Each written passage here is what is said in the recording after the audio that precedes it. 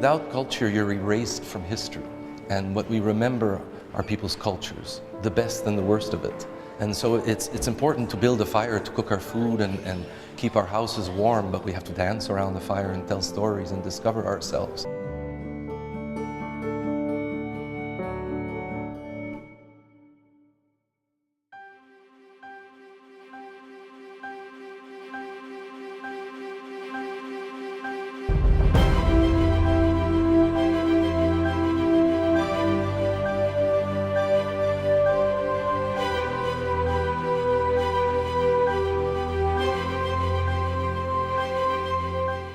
When you realize how many thousands of people have sacrificed for this company's growth, and then you look at the founders, Muriel Taylor and Ruth Karst, and their dream, which started in a basement in Edmonton and now is touring around the world, that's an extraordinary achievement for all of us. And so I think in that way, you feel that you're very privileged to be directing a company because you celebrate the future and the past, and you want to honor something that's vital in our society, and that's why we all believe in it and sacrifice for it.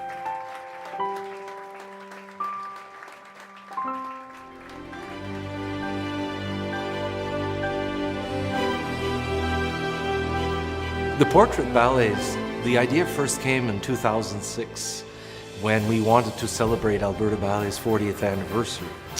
And we were thinking of great ideas like Beethoven's symphony with 100 dancers and something that would really capture the attention of the public and the media and really put us on the map. And a friend of mine said, Beethoven, why don't you work with Joni Mitchell? And it's moving its slow thighs across the desert sands.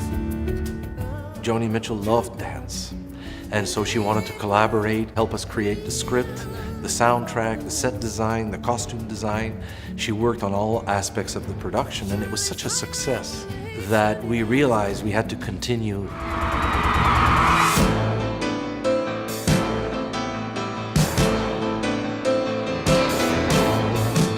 The next star we worked with was Elton John.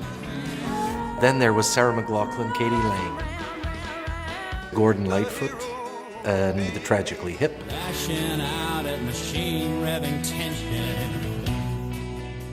We work so hard, the dancers, the designers, to capture something that is authentic about these musicians.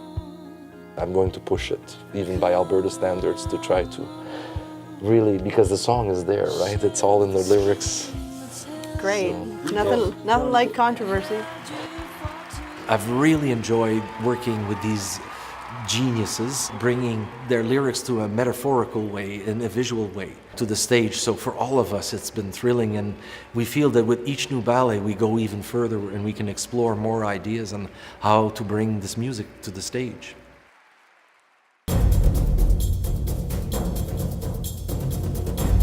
Creating a portrait of Canada is difficult, and I first faced that challenge in 2009 when we were preparing for the opening ceremonies of the Vancouver Winter Olympics.